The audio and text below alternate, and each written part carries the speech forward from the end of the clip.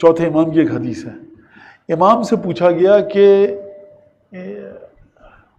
اس آیت کا مطلب کیا ہے؟ ان ھذا القرآن یہدی للتی ہی اقوم، قرآن ہدایت کرتا ہے اس چیز کی طرف جو اقوم ہے۔ اقوم کا مطلب کیا ہے؟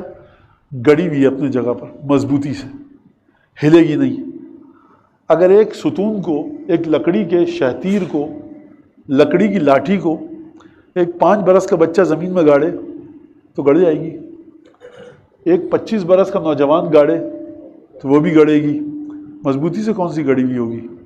جو 25 سال والا گاڑے۔ اگر ایک کو پہلوان گاڑے، ہمارے یہاں گاما پہلوان، بھولو پہلوان ہوتے تھے، وہ گاڑیں مضبوطی سے گڑے گی۔ ہم اور آپ گاڑیں تو مضبوطی سے نہیں گڑے گی۔ اگر خدا گاڑے کسی چیز کو اپنے مقام پر، ان ھذا القرآن یہدی للتی ہی اقوم، یہ قرآن اس چیز کی طرف ہدایت کرتا ہے جو گڑی ہوئی ہے بڑی مضبوطی سے، کوئی ہلا نہیں سکتا۔ چوتھے امام سے پوچھا کہ یا ابن رسول اللہ کیا معنی ہے؟ فرمایا اس کا معنی یہ ہے کہ ان القرآن یہدی الی الامام والامام یہدی الی القرآن، امام قرآن کی جانب ہدایت کرتا ہے اور قرآن امام کی جانب۔ یہ جو آپ سے کہا گیا نا قرآن میں ہر چیز ہے، ہر چیز ہے، تو اس لطیفے پہ آپ زیادہ خوش مت ہو جائے کیجئے۔ اگر ہر چیز ہے تو میاں نکال دو نا۔ کووڈ کے اندر کیوں سر پٹک کے رہ گئے؟ وہ کافروں نے تم کو ٹیکہ بنا کے دیا، نکال لیتے آپ نکال لیتے نا۔ آپ کے پاس تو وہ پیتھولوجیکل لیب بھی نہیں ہے جو ان کے بنائے ہوئے ویکسینیشن کو ویریفائی کر سکے، کر لیتے آپ۔ اتنی بیماریاں آپ کر لیں، قرآن سے نکال لیجئے۔ یہ لوگ مذاق اڑاتے ہیں اپنا، قرآن کا نہیں، قرآن کی نسبت نہیں کہہ رہا، لوگوں کی نسبت لطیفہ ہے۔ نعوذ باللہ، قرآن خدا کی کتاب ہے تو مولانا قرآن نے خود کہا ہے بھائی اس میں ہر چیز ہے۔ کس کے لیے؟ میں مثال دیتا ہوں، 500 صفحے کی کتاب ہے، آپ جا رہے ہیں پاکستان ہندوستان، جہاز میں اچانک گڑ گڑ گڑ گڑ آواز آنے لگی، تو ایک کتاب ہے، وہ ایئرسٹریسائی کا آپ کے اوپر ایک کتاب رکھی ہے، ذرا دے دیجیے گا۔ آپ کیا ہے یہ؟ اس میں جہاز میں جو بھی مسئلہ ہوگا اس کا حل اس میں ہے۔ آپ نے کہا اچھا اس میں ہے سب کچھ ہے؟ ہاں۔ آپ نے کہا ہم پڑھ، وہ ایئرسٹریس کہے گی بھیا آپ دے دیجیے، جب تک آپ پڑھ کے نکالیں گے جہاز ٹکرا جائے گا۔ یہ پائلٹ کے پڑھنے کے لیے لکھا گیا، ہر چیز پائلٹ کے لیے ہے، آپ کے لیے نہیں ہے۔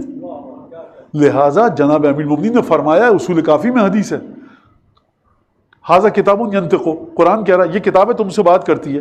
مولا کائنات نے اسی آیت کو تھاما مضبوطی سے، کہا یہ تم سے بات کرتی ہے، فاستنطقوا، تو بلواؤ نا اپنے لیے، لن ینطق لکم، تمہارے لیے قرآن نہیں بولے گا۔ میں کیا کہہ رہا تھا آپ سے؟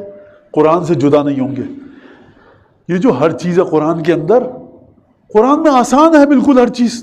کیا آسان ہے؟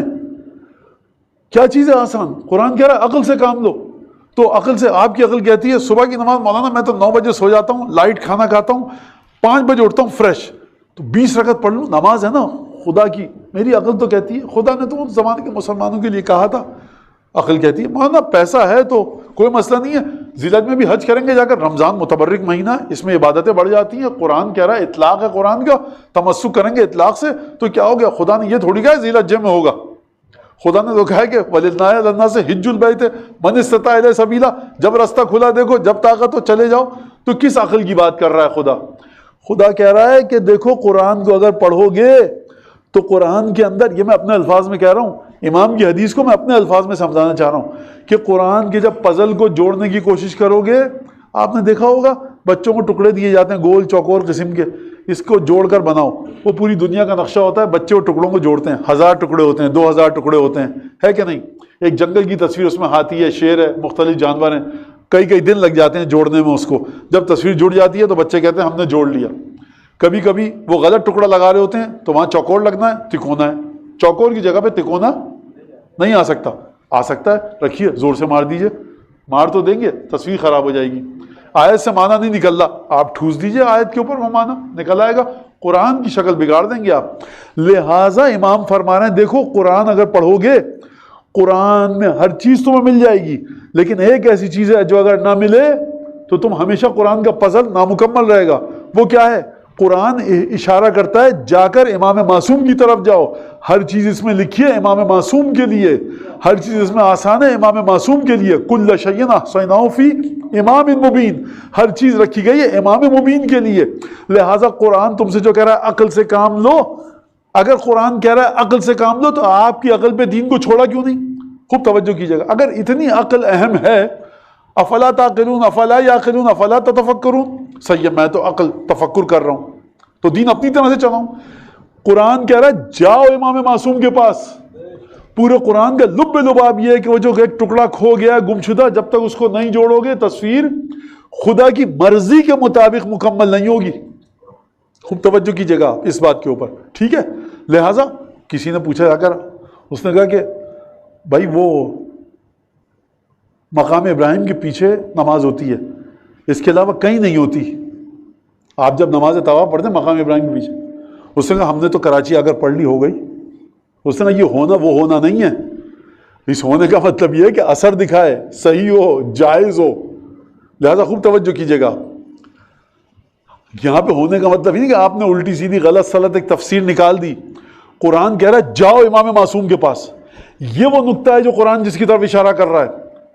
یہ آپ غلط مت سمجھ، قرآن کا لب لباب یہ ہے کہ امام معصوم کی طرف جاؤ.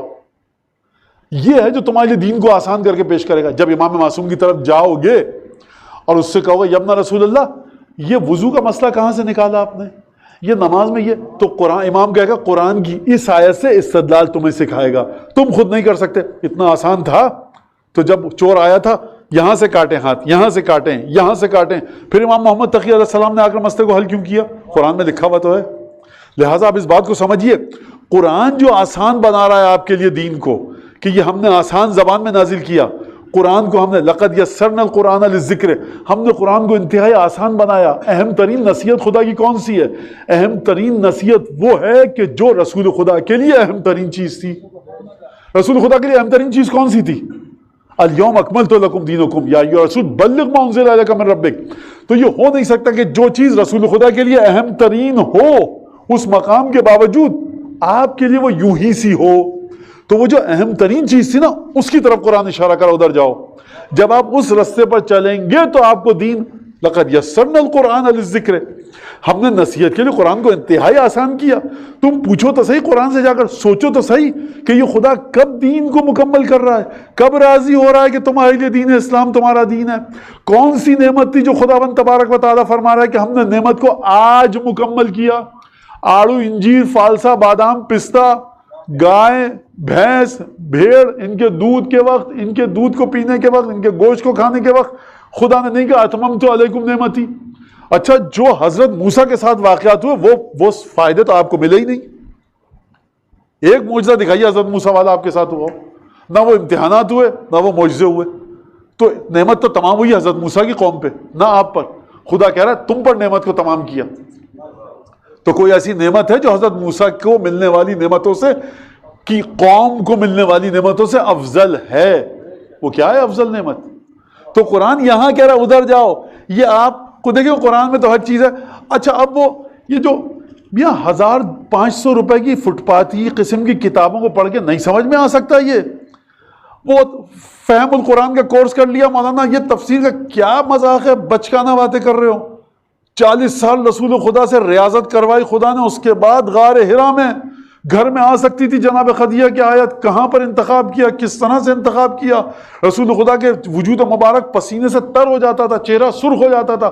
قرآن نازل ہو رہا ہے، آپ یہاں پر کورس کر کے 180 الفاظ ہیں، یہ کیا بازیچہ ہے کیا، یا امامیہ جنتری کا مطالعہ ہو رہا ہے؟ یہ ہو کیا رہا ہے سرکار؟ یہ مذاق نہیں ہے، کھیل تماشا نہیں ہے. کیا آپ تفسیر اس کے پاس جا کے پڑھیے جو روایات کے ذریعے بتا رہا ہو، ذمہ داری کے ساتھ بتا رہا ہو. جب بات کریں کہ یہ امکان ہے، یہ احتمال ہے، لگتا یہ ہے، یہ واضح ہے، یہ امام کی حدیث سے ٹکرا رہی ہے، یا مجھے نہیں پتا، وہاں تفسیر میں جائیے. یہ جو 90% تفسیر کے درس ہو رہے ہیں ہمارے یہاں انڈیا پاکستان میں، رمضان میں تفسیر کی بہار آئی ہوئی ہوتی ہے. آپ دیکھیں واٹس ایپ پر دھڑا دھڑ پوسٹر، یہ قرآن کے ترجمے کی ہلکی سی تصویر دکھائی جا رہی ہوتی ہے آپ کو. یہ تفسیر نہیں ہے. یہ خوب توجہ کیجیے گا آپ اس کے اوپر. لہٰذا تفسیر پڑھیے، آپ بالکل جائیے قرآن سے مانوس ہوئیے.